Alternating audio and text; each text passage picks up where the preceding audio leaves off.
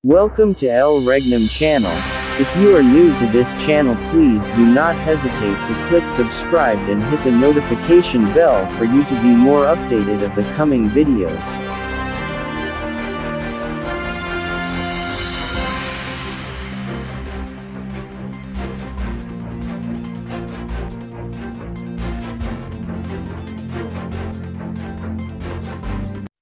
Tulad na lang ng isang teacher o guro, nakikita po natin mayroong ginagamit o tinatawag na blackboard at mayroon ding gagamitin na pagsulat, no?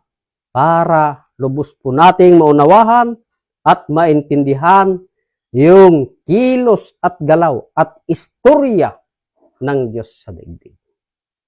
So sino-sino nga ba yung ginamit ng Diyos bilang hari nung unang panahon dito pa sa bansang Israel, no? Bansang Israel. Yan, bansang Israel. Kung saan dito ay pumili ang Diyos ng magiging bilang hari sa bansang Israel. Sino yung nakikilala po nating unang pinili ng Diyos bilang hari sa bansang Israel? Walang iba po kundi si King Saul. Ito ang unang pinili ng Diyos bilang hari doon sa bansang Israel or sinugo ng Diyos. No? Si King Saul na siyang hari doon sa bansang Israel. Ngunit gaano katagal, mga kapatid, naghari si King Saul sa bansang Israel? No? Si King Saul ay naghari ito sa loob ng 40 years. No? 40 years na naghari si King Saul sa bansang Israel. Nung matapos naghari si King Saul sa bansang Israel, sumunod si King David. Yan, mga kapatid, sumunod si King David, naghari sa bansang Israel. At naghari din ito sa loob ng 40 years. Yan, 40 years pa rin. Naghari si King David. Pagkatapos sa loob ng 40 years na paghahari ni King David, ang kaharian sa Israel ibinigay sa kanyang anak. No? Na walang iba kundi si King Solomon. Yan. Si King Solomon, ito ay pinili pa rin ng Diyos na maghari doon sa bansang Israel. No? Sa bansa pa rin Israel, yan ang unang kaharian, no? Na talagang may sinugo ang Diyos. Sa paghahari ni King Solomon sa bansang Israel, ay tumagal pa rin sa loob ng 40 years. Yan, mga kapatid. 40 years pa rin naghari tungkol sa kaharian ng Diyos. Mga kapatid. Hanggang ang kaharian ng Diyos ay nawala sa panahon ni King Solomon. Ngunit, ang tanong, mga kapatid, magtuloy pa ba yung istorya ng Diyos o plano ng Diyos tungkol sa kingdom of God? No? Nagtuloy pa ba yung plano ng Diyos sa loob ng kaharian ng Diyos? Nagtuloy pa rin, mga kapatid. Ngunit sa pagtuloy ng plano ng Diyos sa kaharian ay mayroon na maghahari sa kaharian sa buong daigdig. No? mayroon ng maghahari na siyang magiging hari sa buong daigdig. Sino?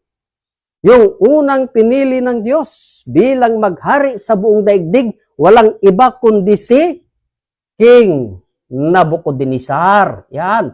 Una si King Nabucodonosor or Nabucodonosor.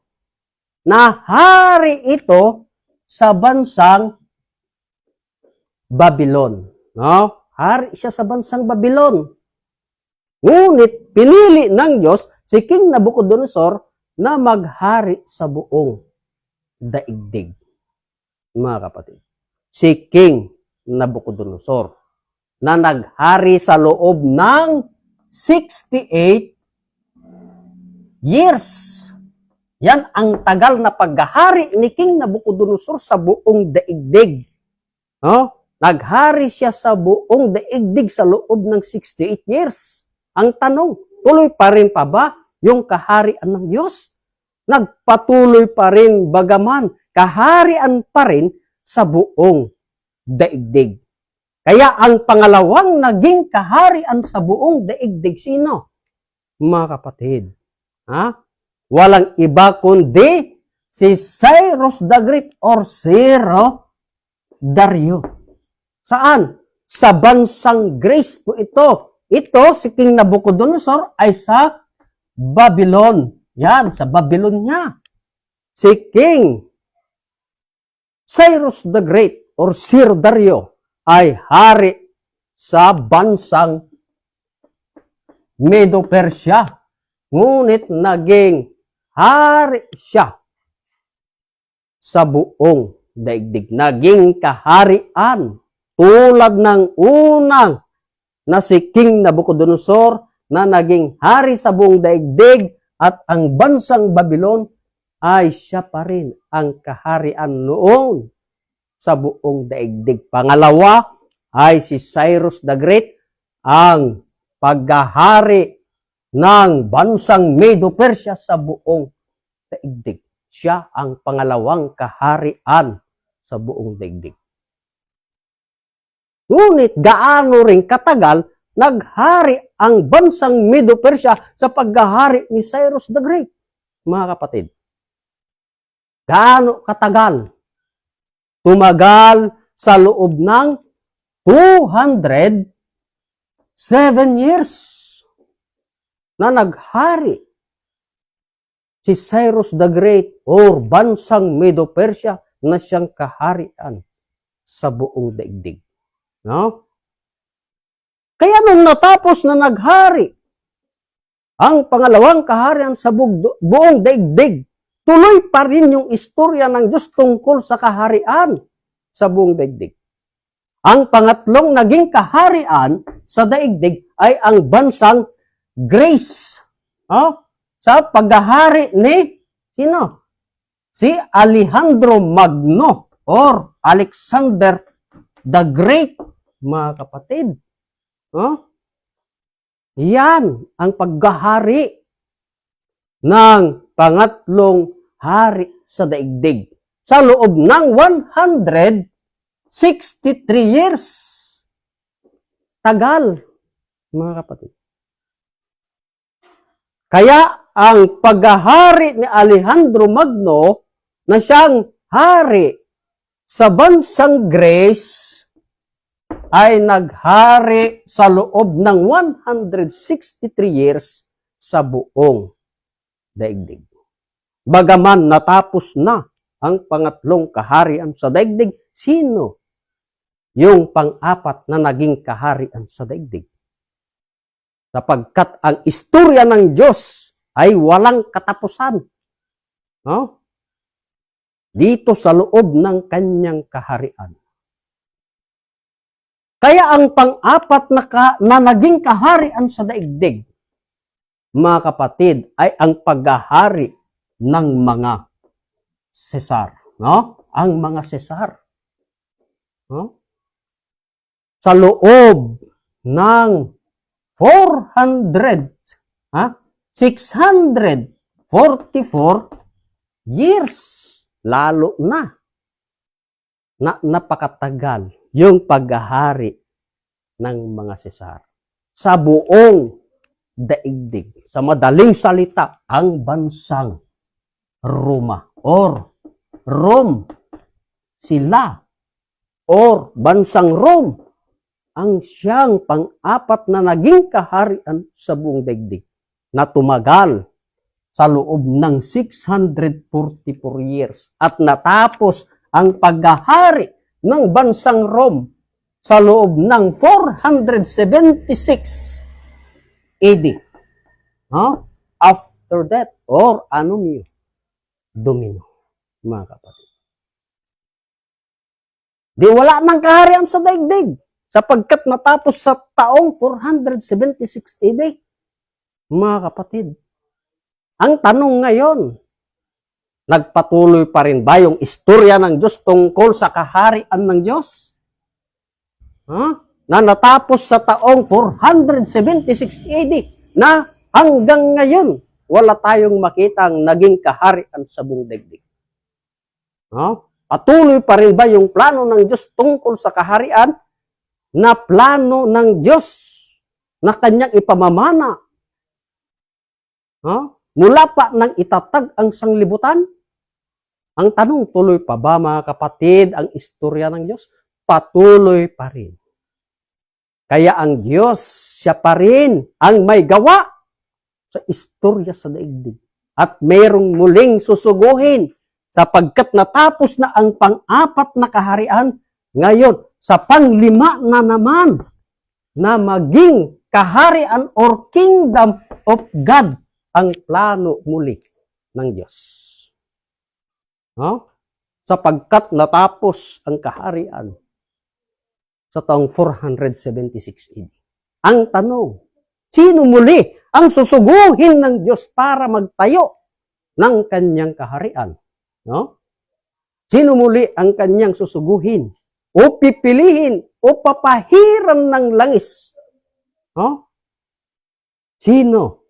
Walang iba mga kapatid, ang ating Panginoong Jesus.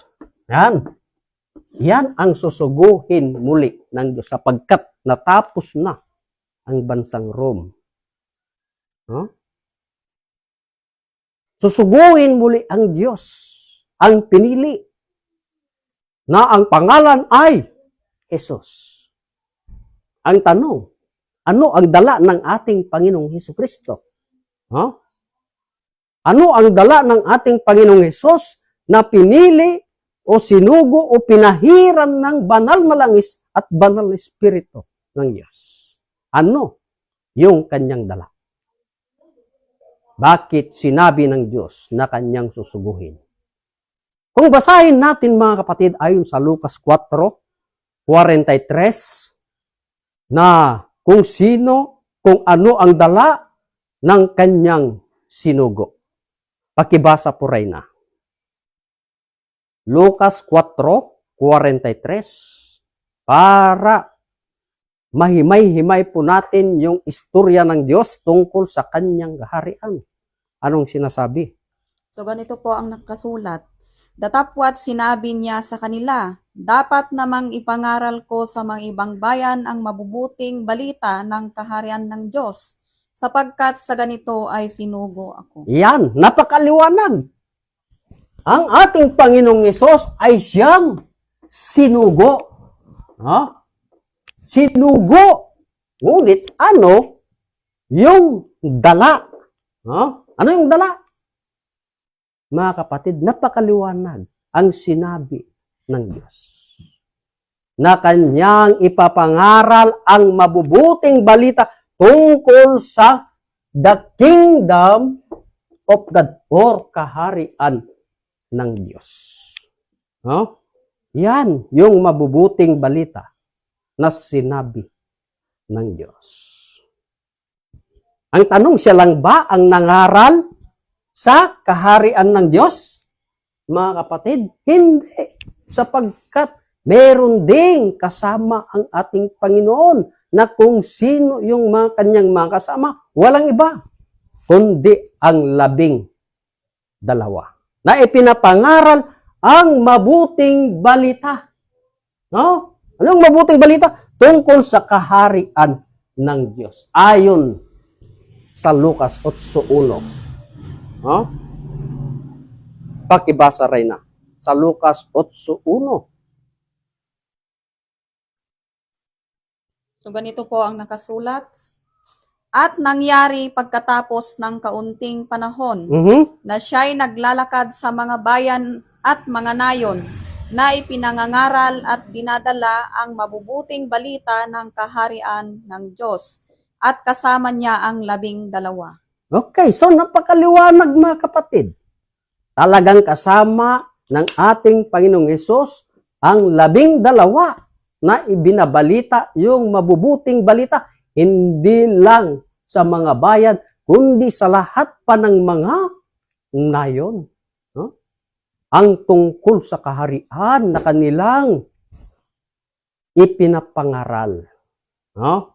Ngayon, mga kapatid, sa panahon ng ating Panginoong Hesukristo, nang siya'y nangangaral tungkol sa kaharian ng Diyos. Saan pinangaral ng ating Panginoong Hesus ang kanyang kaharian? O ang kaharian ng Diyos? Ang tanong mga kapatid, saan pinangaral? Ha? Walang iba kundi doon sa bansang Israel. Ito, mga kapatid, sa bansang Israel, ipinangaral ng ating Panginoong Hesukristo ang Kingdom of God. O kaharian ng Diyos na siyang mabubuting balita. Ngunit, sa panahon na nangangaral ang ating Panginoong Hesus ng tungkol sa kaharian ng Diyos sa bansang Israel, ang tanong, pinaniwalaan ba? Pinaniwalaan ba mga kapatid ang ating Panginoong Hesukristo doon sa bansang Israel? Kung pinaniwalaan sana ang ating Panginoong Hesus doon sa bansang Israel na magtayo ng kaharian ng Diyos, di hanggang ngayon mga kapatid, sa bansang Israel ay kaharian ng Diyos. Ngunit, tignan po natin ang kalagayan ng bansang Israel. Kung nandyan ang Diyos sa bansang Israel, papayag ba ang Diyos na digmain ang bansang Israel? Papayag ba ang Diyos? Hindi, mga kapatid. Ngunit, dahil sa hindi paniniwala sa ating Panginoong Hesus, sa hindi siya pinaniwalaan, mga kapatid, sa kanyang mabubuting balita tungkol sa kaharian ng Diyos. Anong sinabi ng Diyos? Dahil sa hindi paniniwala ng mga tao doon, mga kapatid. Sapagkat nakita ng Diyos ang bansang Israel, puro na lang masasama ang kanilang ginagawa. No? Ang banal na Israel, hindi na nila pinaniwalaan. Anong sinabi ng Diyos, mga kapatid? Kung ating basahin yan sa Isaias 1:4, mga kapatid, anong sinabi ng Diyos, ang ating Panginoong Hesus? Doon sa mga tao, doon sa bansang Israel, na hindi naniwala at hindi tumanggap sa plano ng Diyos sa pagtayo ng kanyang kaharian. Anong sinabi, Reyna? Pakibasa. Isaiah 1:4.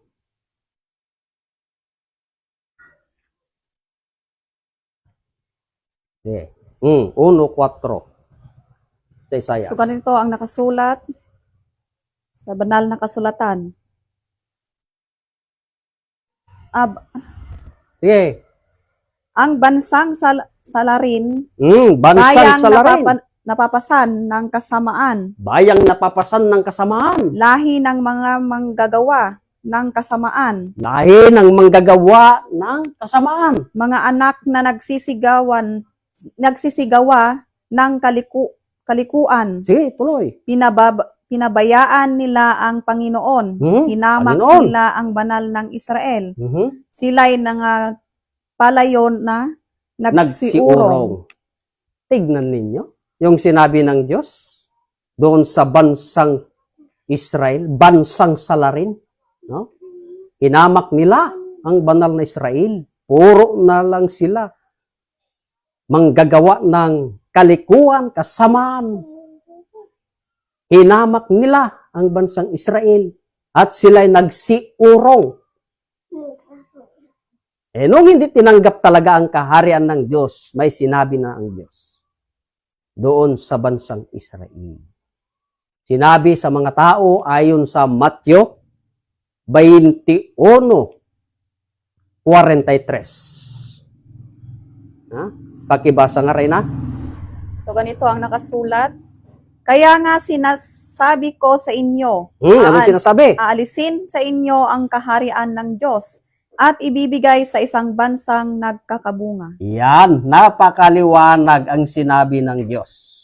No? Sinong nagsabi? Mga kapatid, ang ating Panginoong Hesukristo. No? Siya ang nagsabi na aalisin ang kaharian ng Diyos. Saan naalisin? Sa bansang Israel. Bagkos, ibibigay ito sa bansang or isang bansa na magkakabunga. Anong bansa kaya yan? Sapagkat hindi natayo ang kaharian dito sa bansang Israel. Inalis ng Diyos, binigay sa isang bansa na magkakabunga. Saang bansa kaya yan? No? Ngayon, mga kapatid, tungkol sa kaharian. Pag marinig ang salitang kaharian, halimbawa, magtanong tayo sa mga tao. No? Sa kakilala na lang natin. Brad, nasaan ang kaharian? Anong turo ng mga tao? No? O ang tao? Karamihan, ang turo talaga ng tao, kung nasaan ang kaharian, ay nandoon sa taas. No? Bagaman alalahanin natin ang ating Panginoong Hesukristo sa nagturo tungkol sa salitang kaharian ng Diyos, lalo na mabubuting balita. Walang iba sa bansang Israel. No? Sa bansang Israel, ang tanong, ang Israel ba ay nandoon sa taas?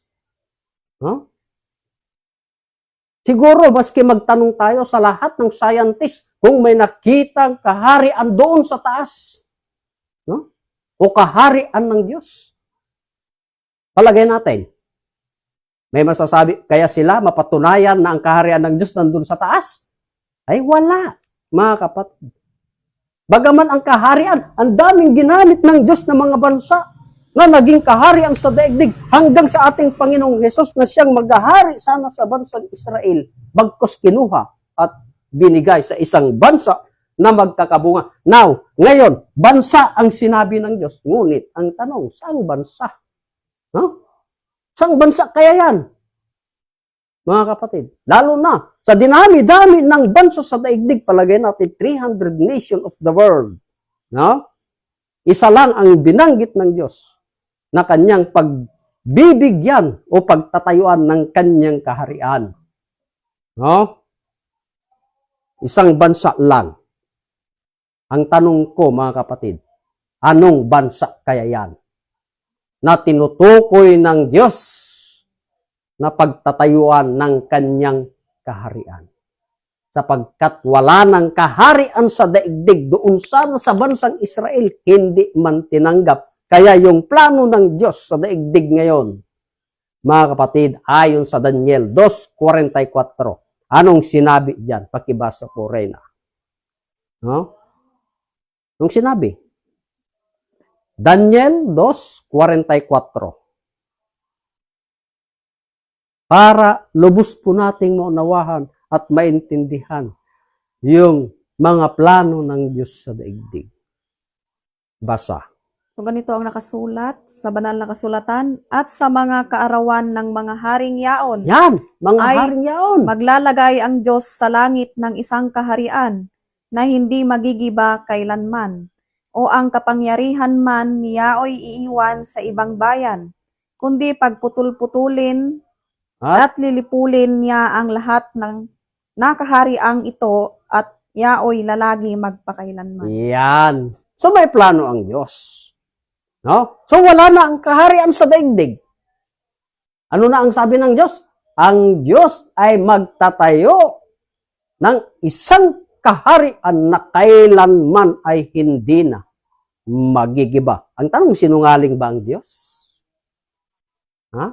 Sinungaling ba ang Diyos? Hindi. Kaya, ang kaharian kinuha ng Diyos saan? Sa bansang Israel, ibinigay sa isang bansa na magkakabunga. Yan ang ating patunayan kung anong bansa. No? Hindi yung turo ng turo dun sa taas, yung iba dito sa loob ng puso. No? Sa loob daw ng puso ang kaharian ng Diyos. Ngunit ang sabi ng Diyos, ibibigay sa isang bansa na magkakabunga. Ngayon ang tanong, may bansa ba sa taas? Lalo na kaya sa puso, may bansa ba? Kasya ba ang isang bansa sa loob ng puso? Wala, mga kapatid. Kaya yung kaharian ng Diyos, linihim sa daang-daang taon. No?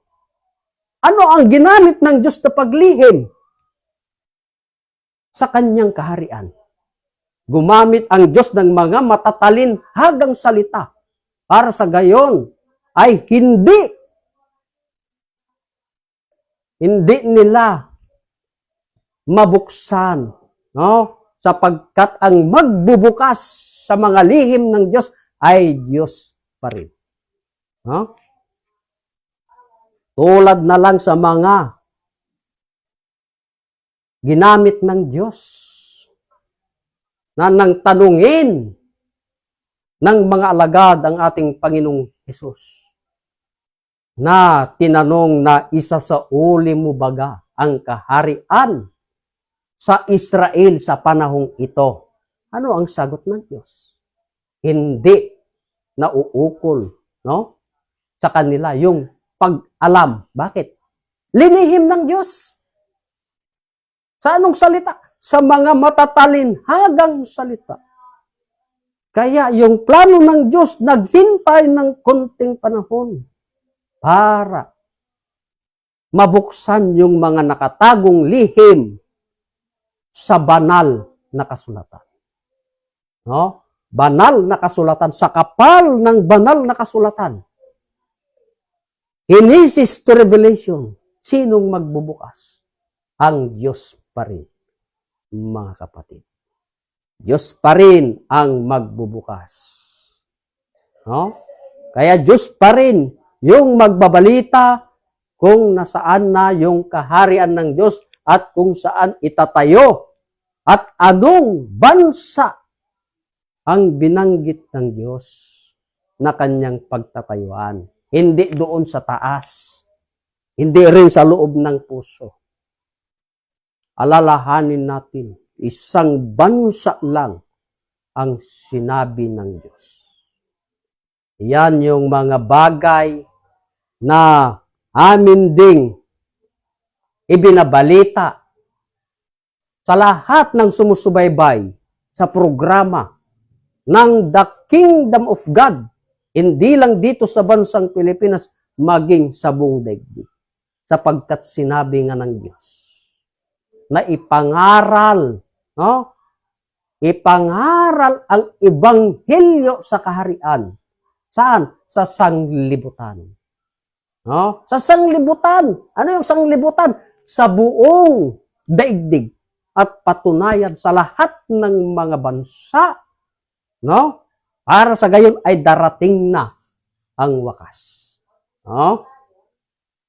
Kaya pag nalaman na lahat ng mga bansang ito na ang isang bansa na naging kaharian sa daigdig ay talagang yan na, mga kapatid, yung sinabi ng Diyos na wakas, no? Hindi yung wakas ng daigdig natin. No? Sapagkat ang lupa ay lalagi yan magpakailanman. Maski sunugin mo, lupa pa rin yan, mga kapatid. Kaya ang kaharian ng Diyos na siyang aming pinapahayag, hindi lang dito sa Region 2, kundi Region 1 hanggang Region 12, may nagsisigaw at nagpapatunay na itong bansa nating Pilipinas ay siyang kaharian ng Diyos. Ngunit gaano ito katotoo? Sapagkat naririnig po natin, walang ibang bukang bibig ng mga mangangaral sa loob ng kaharian ng Diyos na itong bansa nating Pilipinas ay siyang mapalad na maging kaharian ng Diyos. No? Sapagkat pangbuong daigdig. No? Dahil linihim ng Diyos ang kanyang kaharian sa mga parables o mga tatalinhagang salita, ay patutunayan po namin sa inyo. Ayon po sa katuruan ng aming mahal na dakilang guro, mahal na Haring Filemon Ondok Riambonansa, kung anong bansa yung mapalad na pinili ng Diyos. Nalinihim sa matatalinhagang salita. Ngunit ngayon ay binuksan ng Diyos at ibinigay sa kanyang mga banal para ang mga banal ay sila ang magpahayag at magsigaw tungkol sa kaharian ng Diyos. Kaya sa gabing ito, patutunayan ko sa inyo kung gaano katotoo na itong bansa nating Pilipinas ay siyang kaharian ng Diyos. Gagamit tayo sa banal na kasulatan na walang nakapagbukas maliban po sa aming mahal na dakilang guro, mahal na Haring Filemon Ondok Riambonansa. Umpisan po natin dito po sa sulat, sa banal na kasulatan sa Henesis 25:23 hanggang 26 para maunawahan natin yung kaharian ng Diyos, kung anong bansa, kung gaano katotoo na bansang Pilipinas nga ang siyang kaharian ng Diyos. So basahin po natin. Basa po, Rena. So ganito po ang nakasulat. At sinabi sa kanya ng Panginoon, 2 bansa ay nasa iyong bahay bata, at 2 bayan ay papaghiwalayin mula sa iyong tiyan. At ang isang bayan ay magiging malakas kaysa isang bayan, at ang matanda ay maglilingkod sa bata. Sa 24, at nang matupad ang mga araw ng kaniyang kapanganakan, narito't kambal sa kanyang bahay bata. 25, at ang unang lumabas ay mapula na buong kataway parang balahibong damit, at siya ay pinanganlang Isaw. 26, at pagkatapos ay lumabas ang kanyang kapatid, at ang kaniyang kamay ay nakakapit sa sakong ni Isaw, at ipinangalan sa kanya ay Jacob. At si Isaac ay may 60 taon na nang sila'y ipanganak ni Rebecca. Yan. So yun po ang nabasa sa banal na kasulatan para maintindihan po natin yung plano ng Diyos sa daigdig. Yan. So sinabi, at ang una ay maglilingkod, yan, maglilingkod sa bata. Yan, mga kapatid, ayon sa nabasa, no? Yan, ito po yung bigyan po natin ng pansin. Bakit? Bakit kako ito yung bigyan natin ng pansin, no? Kung paano natin ito kalagin, no? Bakit? Kako paano natin kalagin? Bagaman ang narinig po natin na binasa ng ating reyna, ang babae na siyang si Rebecca ay nagbuntis ng 2 bansa, di ba?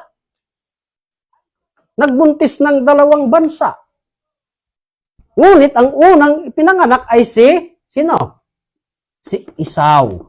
Yan. Pagkatapos kay Isaw, ang pangalawa ay si Jacob. Yan. Sila yung kambal ba? Kasi dalawang bansa man ang nasa kanyang bahay, bata. Isipin natin, mga kapatid, kung literal na babae si Rebecca, kaya bang ibuntis ang dalawang bansa? Yan ang tanong. Ha? Tanong mga kapatid, si Rebecca ba ay kayang magbuntis ng dalawang bansa? Ha? Tanungin natin ang mga literal na kababaihan. No? O maski yung magulang na lang natin na ang ating ina, pagtanungan natin, tanungin natin sa literal na babae. Ha? Kung kaya bang ibuntis ang dalawang bansa? Ano sa palagay po natin mga kapatid? Sa literal ba na babae kayang ibuntis ang dalawang bansa? Hindi po. Bagaman, si Rebecca na siyang nagbuntis ng dalawang bansa, ito yung ginamit ng Diyos na talinhagang salita.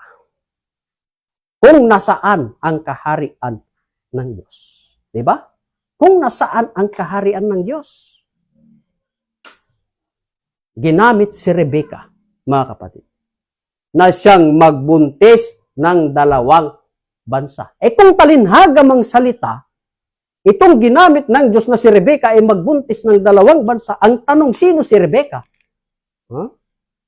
Na siyang nagbuntis sa dalawang bansa. Kambal pa naman. Huh? Ang tanong, sino si Rebecca? Walang iba mga kapatid. Si Rebecca na siyang ginamit ng Diyos na talinhagang salita ay siyang daigdig. Yan. Ito ang ating daigdig. Na siyang pwedeng makapagdala ng dalawang bansa. Ha? Kung nasaan ang kaharian ng Diyos. No? Sapagkat ang kaharian ng Diyos, mga kapatid, inalis sa bansang Israel, inalis sa bansang Israel, ibinigay sa isang bansa. Bansa ang sinabi ng Diyos. Ilinihim ng Diyos sa pangalang Rebecca, ngunit gumamit ng dalawang bansa. Sino-sino kaya itong bansa na ito? Bagaman ang anak ni Rebecca ay si Esau at saka si Jacob. Yan ang sinasabi ko mga kapatid na ating kakalagin. Para mahanapan natin yung kaharian ng Diyos. Gayunman, si Rebecca na siyang nagbuntis ng dalawang bansa noong pagdating ng kanyang kapanganakan. Mga kapatid, ang tanong, sino ang partira? Bagaman dalawang bansa ang kanyang iluluwan. Halimbawa, ang literal na babae pag manganak, ang tanong, sino ang partira? Di ba noon ay midwife? Ngunit ngayon ay doktor na. Di ba? Ngunit ang tanong mga kapatid, sino ang partira ni Rebecca? Para mahanapan natin yung iluluwal ni Rebecca na dalawang bansa. Sino ang maging partira ni Rebecca?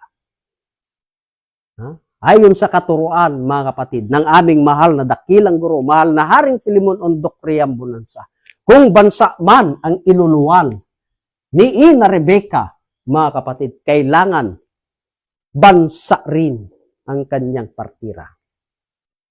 Ang tanong, anong bansa ang magiging partira ni Rebecca? Ginamit ng Diyos ang Spain. Yan. Ito ang ginamit ng Diyos, ang bansang Spain, na siyang naging partira ni Rebecca.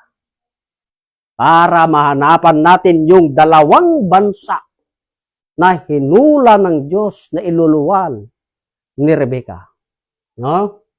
Ngayon, mga kapatid, sino ang gagamitin ng Diyos dito sa bansang Spain na siyang makatuklas doon sa dalawang bansa na ilinuwal ni Rebecca?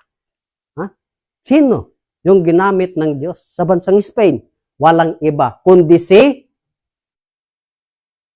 Christopher Columbus at saka si Ferdinand Magallanes or Fernando Magallanes. Mga kapatid. So ano ang gawain? Itong pinili ng Diyos, sila ang mga discoverer. No? Kaya itong mga discoverer, sina Christopher Columbus at Ferdinand Magallanes, bilang sila'y mga discoverer, naglakbay sila, mga kapatid, doon sa malayong hilaga.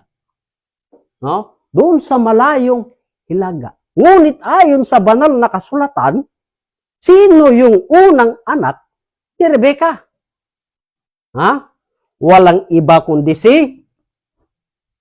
Esau. Diba? Ngunit ang mga discoverer, nung sila'y naglakbay, mga kapatid, nung makarating sila doon sa malayong hilaga, nakarating sila noong, kailan? Noong October,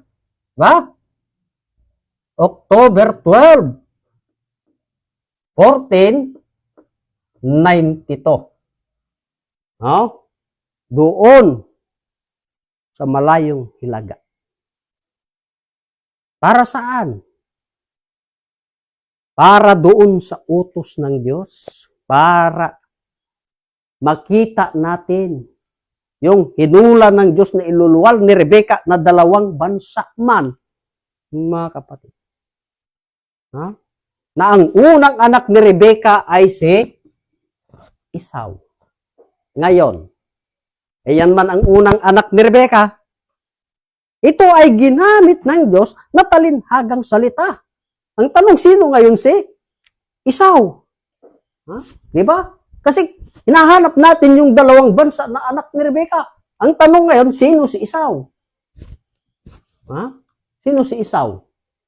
Kung basahin natin ayon sa banal na kasulatan, ayon sa Genesis 36:8, kung sino si Esau. Pakibasa, Reyna. So ganito ang nakasulat. At tumahan si Esau sa bundok ng Seir. Si Esau ay siyang Edom. Yan. Sino si Esau? Siya ang Edom. Yan, napakaliwanag ang sinabi sa banal na kasulatan. Si Esau ay tumahan sa bundok ng Seir. At si Esau ay siyang Edom. Malapit na nating mahanapan kung ano yung unang anak ni Rebecca na bansa, mga kapatid. No? Bagaman ginamit si Esau, kilalanin natin kung sino si Esau. Siya pala ang Edom. Ngayon, mga kapatid, ang tanong, sino si Edom? O ano itong Edom? Ayon sa nabasa sa banal na kasulatan. No? Siguro naman, mahilig tayo nga tumingin-tingin sa world map or sa encyclopedia. Kung ano ba yung nandoon sa Edom. No? Kung ano ba itong Edom, mga kapatid. Kaya kung makita natin sa world map or sa encyclopedia, ang Edom, mga kapatid, ito pala yung bansang Amerika. Yan. Ito ang bansang Amerika. Yan. Yan ang ibig sabihin ng Edom. Sapagkat ang Edom ay doon sa bansang Amerika. Kaya nahanapan na natin yung unang linuwal ni Rebecca na isang bansa. Diba? Na sinabi sa banal na kasulatan, ang unang anak ni Rebecca ay malakas, mapula, mabalahibo at maglilingkod sa bata. Diba? Sino? Si Esau. Na si Esau ay siyang Edom, na ang Edom, ito pala ang bansang Amerika. No? Ngayon, natuklasan natin na ang unang anak ni Rebecca ay ang bansang Amerika. Na lumabas noong October 12, 1492. Yan ang na-discovery ni Christopher Columbus. Yung mga discoverer, mga kapatid. Ngayon, dalawa man ang anak ni Rebecca. Ang mga discoverer ay umalis, mga kapatid, dito sa unang na-discovery. At nagpatuloy po sila na naglakbay. Patungo saan? Sa malayong silangan. No? Dahil sa kanilang paglalakbay ay mayroon silang nakitang isang lupain na nandun sa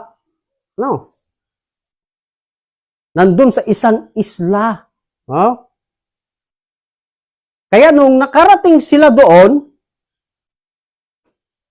ang kanilang natagpuan na isang isla na nandun sa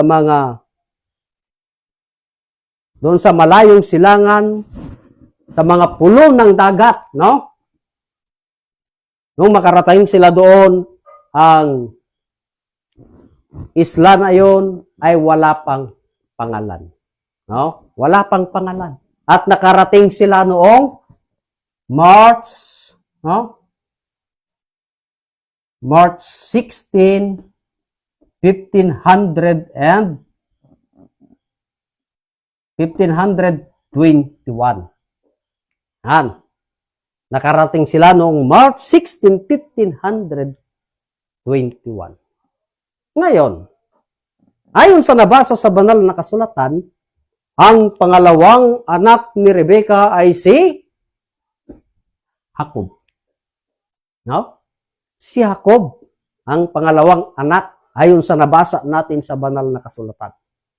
Ngayon, dahil bansa man ang linuwal, magtanong tayo, sino si Jacob na ginamit ng Diyos? Sino si Jacob, mga kapatid? Kung basahin natin, ayon pa rin sa banal na kasulatan na mababasa sa Genesis 32:28. Sino si Jacob? Pakibasa rin na. So ganito po ang nakasulat. At sinabi niya, hindi na tatawaging Jacob ang iyong pangalan, Ano? kundi Israel, sapagkat ikaw ay nakipagpunyagi sa Diyos at sa mga tao, at ikaw ay nanaig. Yan. Yun ang sabi ng Diyos. Kay Jacob. Anong sinabi ng Diyos? Hindi na tatawagin ang iyong pangalan na Jacob. Ano na?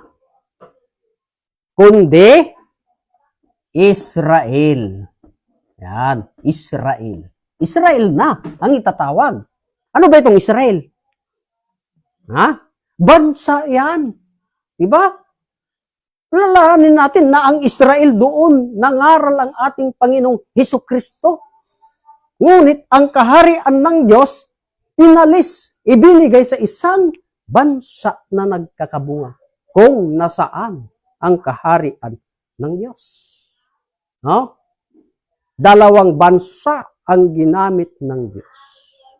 Una, ang bansang Amerika. Pangalawa, ngayon, si Jacob ay hindi natatawaging Jacob, kundi Israel. Ngunit ang kaharian, inalis sa bansang Israel, ibinigay sa isang bansa na magkakabunga. Saang bansa yan?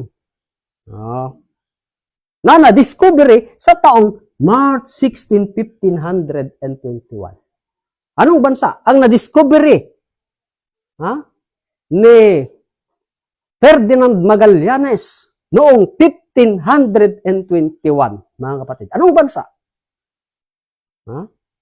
Walang iba, kundi itong bansang Pilipinas. Ito. Ngunit hindi pa noong Pilipinas. Mga kapatid, bakit? Bagaman, noong na-discovery na wala pang pangalan, ang mga discoverer umuwi sa bansang Spain. Para saan? Para ibalita sa hari doon sa Spain na si King Philip II.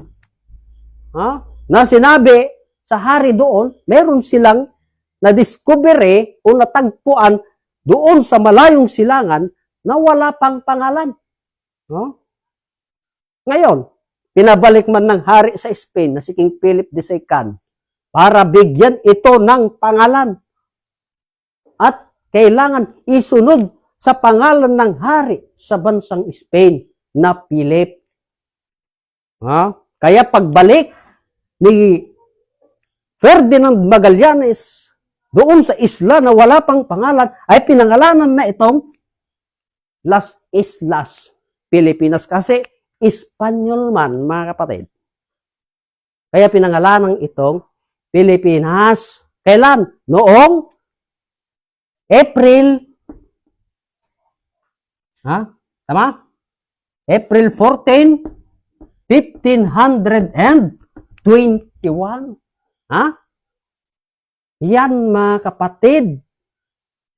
Pinangalanan noong April 14, 1521 na itong bansa natin ay Pilipinas. Diba? So, mayroon pa ring pagkasunduan ang mga tao sa Pilipinas at sa mga discoverer. No? Na nais na gawin ang mga tao sa Pilipinas na maging Christian country or Kristiyanong paniniwala. Diba?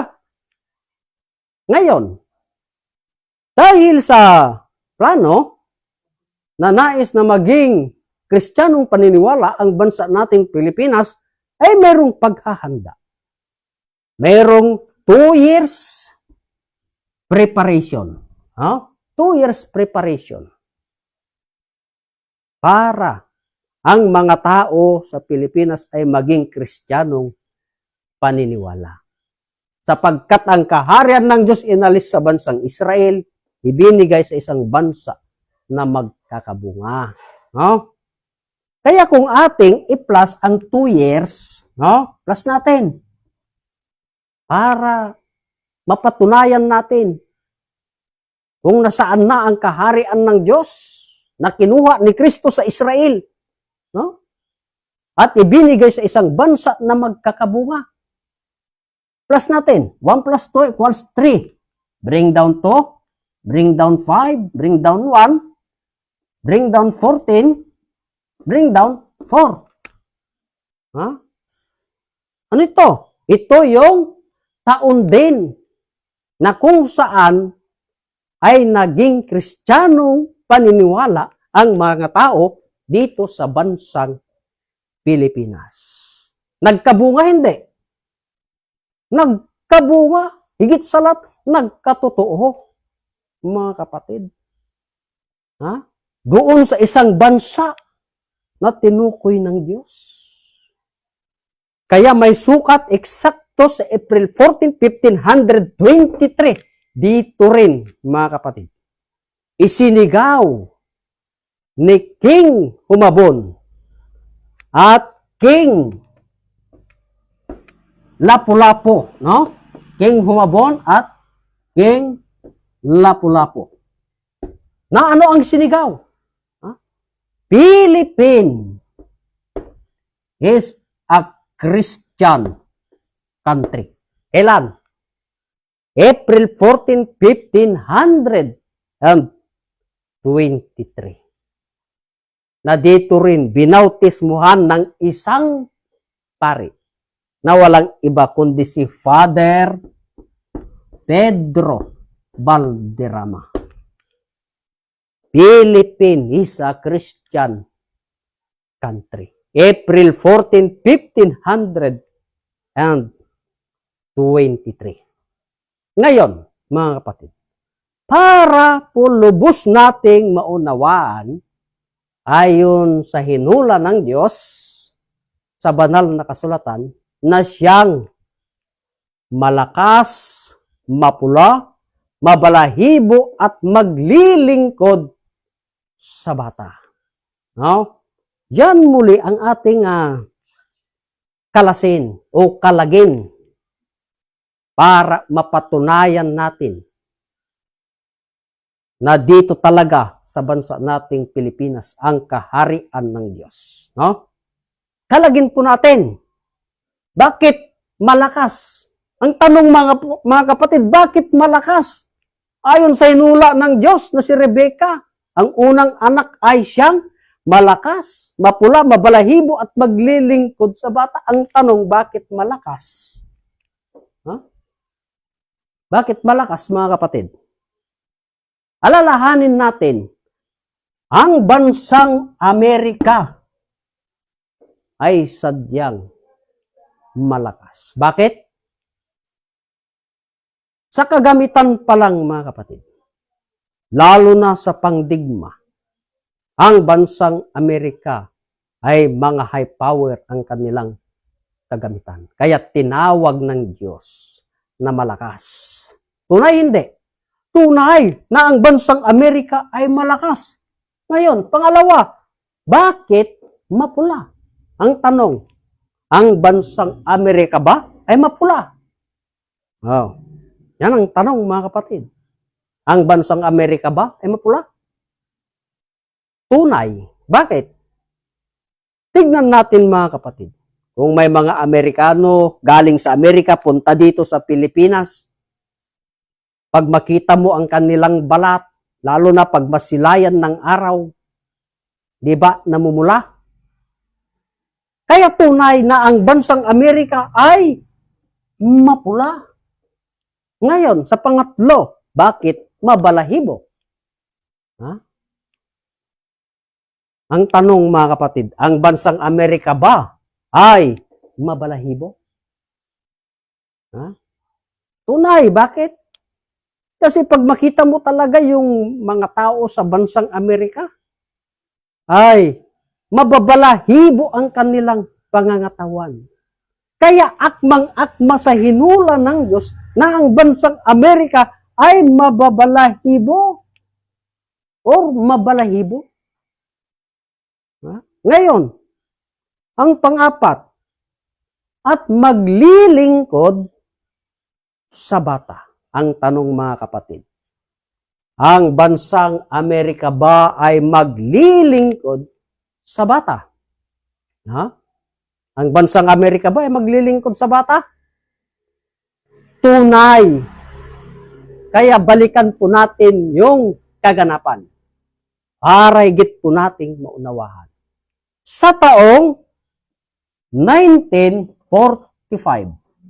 Yan. Sa taong 1945, ang tanong, ano ang kaganapan sa taong 1945? Ha? Ano yung nalalaman natin na kaganapan noong 1945? Marami mang kaganapan. Mga kapatid, ngunit higit sa lahat, sa taong 1945, ang kaganapang ito ay ito yung World War II. Yan, mga kapatid. Kung saan ang bansang Pilipinas ay inalipin ng bansang Japan. No? Nalipin. Bakit? Ha? Pinasok ang bansang Pilipinas ng mga Hapon. Inalipin ng mga Hapon ang mga Pilipino dito sa bansang Pilipinas. Kaya kako ang bansang Japan. Inalipin ang bansang Pilipinas. Para matupad ang hula ng Diyos na ang unang anak ni Rebecca ay maglilingkod sa bata. Sa anong paraan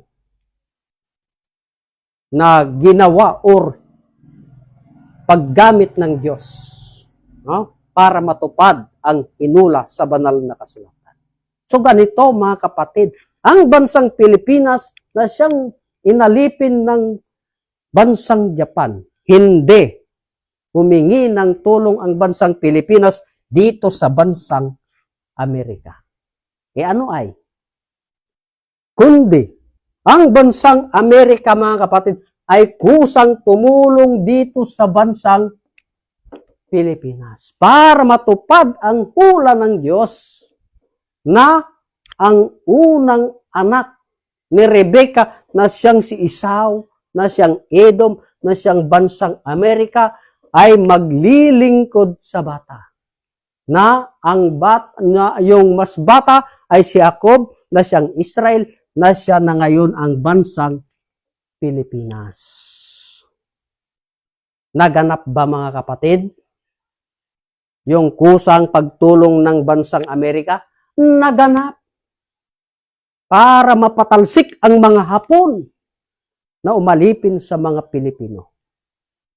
Anong ginawa ng bansang Amerika? Binumba ang bansang Japan kung saan yung mga matataas na opisyales doon sa Hiroshima at Nagasaki para yung mga Hapon sa Pilipinas ay mapaalis na. Para ang mga tao sa Pilipinas ay makalaya na. No? Kaya sa taong 1945, ito yung pangalawang digmaan o World War II na siyang pagkaalipin ng bansang Pilipinas dahil sa pagtulong ng bansang Amerika o kusang pagtulong ng bansang Amerika sa Pilipinas sa taong 1946, mga kapatid. Ito yung naging kalayaan ng bansang Pilipinas. No? Naging malaya ang bansang Pilipinas sa taong 1946 sa pamamagitan ng bansang Amerika para matupad ang hinula ng Diyos. Kung nasaan din ang kaharian na inalis sa bansang Israel, ibinigay sa isang bansa na magkakabunga. Kaya sa taong 1946, mga kapatid, mayroon itong kaganapan. Ang tanong, ano ang kaganapan sa taong 1946? Ito yung ginanap ng bansang Amerika at bansang Pilipinas. Ginawa ang Amerika. Amerika and Philippine. Friendship Day. Yan. Ginanap ang Amerika and Philippine Friendship Day noong taong 1946. Yan yung hinula ng Diyos bilang discovery. Dalawang bansa ang ginamit ng Diyos. Bansang Amerika at bansang Pilipinas. Ngunit nasaan ang kaharian ng Diyos, mga kapatid? Kung titignan natin, mga kapatid, sa hula ng Diyos, na isang bansa na magkakabunga, no? Ang tanong, mga kapatid, ang bansang Amerika ba ay nagbunga? Sa pananalita na lang, mga kapatid, marami bang pananalita sa bansang Amerika? Iisa lang, mga kapatid. Iisa lang, Ingles, di ba? Ang tanong, dito sa bansang Pilipinas kaya, para matupad ang hula ng Diyos na bansang magkakabunga, ang tanong, sa lingwahe pa lang, mga kapatid, nagbunga ba? Nagbunga, maraming pananalita. Yan ang ibig sabihin ng mga bunga, lalong-lalo na yung naging Kristiyanong paniniwala. Ano yung Kristiyanong paniniwala? Naniniwala ang mga Pilipino ng ating Panginoong Hesukristo ay siyang Diyos. Kaya nagkatotoo. Kaya ang tanong, nasaan ang kaharian ng Diyos? Na inalis sa bansang Israel, ibinigay sa isang bansa na nagkakabunga. Hindi po ako mahihiya o natatakot, bagaman sinabi nga ng Diyos na isigaw sa sanglibutan ang tungkol sa kaharian ng Diyos at kung nasaan ang kaharian ng Diyos. At pinatunayan po natin mga kapatid, ayon sa mga hinula ng Diyos. Ito yung unang patutuo po namin sa loob ng kaharian ng Diyos na siyang discovery. Ngunit hindi ako mahiya na ang kaharian ng Diyos walang iba. Itong bansa nating Pilipinas na siyang nagbunga noong taong April 14, 1523. Philippines is a Christian country. Di ba tayo masaya, mga kapatid? Sa utos ng Diyos na hanapin ang kaharian ng Diyos, ngayon nandito na. Di ba? Di ba tayo masaya? Na ang kaharian ng Diyos, naririnig na natin hindi lang sa buong Pilipinas, maging sa buong daigdig. Di ba tayo masaya? Huh? Magpakasaya tayo sapagkat pag nalaman na natin ang kaharian ng Diyos dito sa bansang Pilipinas, ano yung sunod natin? Yung batas ng Diyos o katwiran ng Diyos. At ano pa? Kung nasunod natin yung kagustuhan ng Diyos, ay talagang pawang lahat ng bagay ay idaragdag sa atin. No? Sa atin. Kasali man ako. Yan yung pangako ng Diyos. Ha? Ayon sa Matthew 6:33, mga kapatid. Na sinabi ng Diyos, datapwat hanapin muna ninyo ang kanyang kaharian at ang kanyang katwiran at ang lahat ng bagay na ito ay pawang idaragdag sa inyo. No? Yan yung utos ng Diyos. Pag matupad natin, higit sa lahat, pag nalaman na natin na ang kaharian na ng Diyos ay dito na sa bansang Pilipinas, may utos pa rin ng Diyos. No? Ngunit marami nga lang daranasin na mga kapighatian ayon sa Gawa 14:22. Anong sinabi ng Diyos? Pakibasa nga rin na. Gawa 14:22. Anong sinabi ng Diyos? Okay, so basahin natin. So ganito po ang nakasulat, na pinatitibay ang mga kaluluwa ng mga alagad at inaaralan sila na magsipanatili sa pananampalataya at sa pamamagitan ng maraming mga kapighatian ay kinakailangang magsipasok tayo sa kaharian ng Diyos. Yan. So nakikita natin ngayon, mga kapatid, ang dami-dami ngayon na mga kapighatian, di ba? Ngunit anong sinabi ng Diyos? Kinakailangan, no, magsipasok tayo sa kaharian ng Diyos. No? Wala nang iba na sinabi ng Diyos na papasukan, kundi yung kaharian ng Diyos. Di masaya. Kasi nalaman natin na yung kaharian ng Diyos. Ano pa yung gawin natin? Diba? Kung maniniwala man tayo sa Diyos, meron siyang sinabi, di ba? Mga kapatid, ayon sa Ecclesiastes 12:13, ano ba yung sinabi ng Diyos diyan? Lalo na dito sa bansang Pilipinas, mga kapatid. Pakibasa nga rin na. Ecclesiastes 12:13. Kailangan sundin natin yung mga utos ng Diyos. So ganito po ang nakasulat, ito ang wakas ng bagay. Lahat ay narinig. Ikaw ay matakot sa Diyos at sundin mo ang kaniyang mga utos sapagkat ito ang buong katungkulan ng tao. Yan. So lalahanin natin, mga kapatid. Ang Diyos, nilikha niya ang tao, di ba? Para saan? Para sumunod sa Diyos. Ha? Lahat, sinabi na ng Diyos. Ha? Una, matakot sa Diyos. Pangalawa, sumunod sa kanyang mga utos. Pangatlo, sapagkat ito ang buong katungkulan ng tao. Kailangan sumunod tayo sa kagustuhan ng Diyos. No?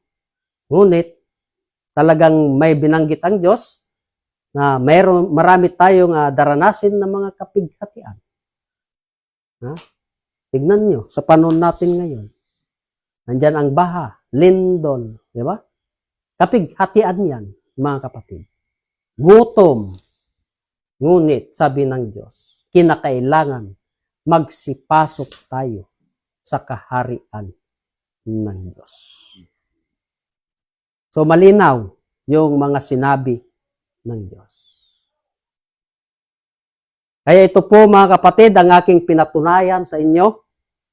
Yung una po naming patutuo na katuroan po ng aming mahal na dakilang guro, mahal na ring Filemon Ondoc Reambunanza, na itong bansa nating Pilipinas ay siyang kaharian ng Diyos. Paano natin bubuksan yung talinhagang salita? Alamin natin kung ano yung nandun sa loob ng banal na kasulatan. Sapagkat ang banal na kasulatan ay meron itong 4 na factors. Una, prophecy. Pangalawa, history. Pangatlo, mathematics. Pang-4, science or science. Yan ang susi para mabuksan yung nakatagong lihim sa kaharian ng Diyos. So yan po mga kapatid, ang aking binahagi sa kaorasang ito sa ating lahat. Bagaman ngayon lang po tayo nakapag-live sa araw na ito, sa linggong ito. Ngunit nagpapasalamat pa rin ako sa mga sumusubaybay, no? Sa walang tigil o sawa sa pagsubaybay, sapagkat marami pa rin na mga kapatid na nagsisigaw ng tungkol sa kaharian ng Diyos dito sa bansa nating Pilipinas, no? Lahat ng mga nagsusubaybay. Nagpapasalamat po ako sa inyo, sa mga walang tigil, gayon din sa mga beneficiaries natin sa PDDMC, no? Sa ating Philippine Deuterium Development and Management Corporation. At sa buong pwersa po ng kaharian ng Diyos. Maraming salamat sa ating lahat. At higit sa lahat, mga kapatid, papasalamat po ako sa aming divine mentor, ang amin pong mahal na dakilang guro, mahal na Haring Filemon Ondoc Reambunanza. At ganun din po sa ngalan ng aming mahal na Prinsipe Rocky Y.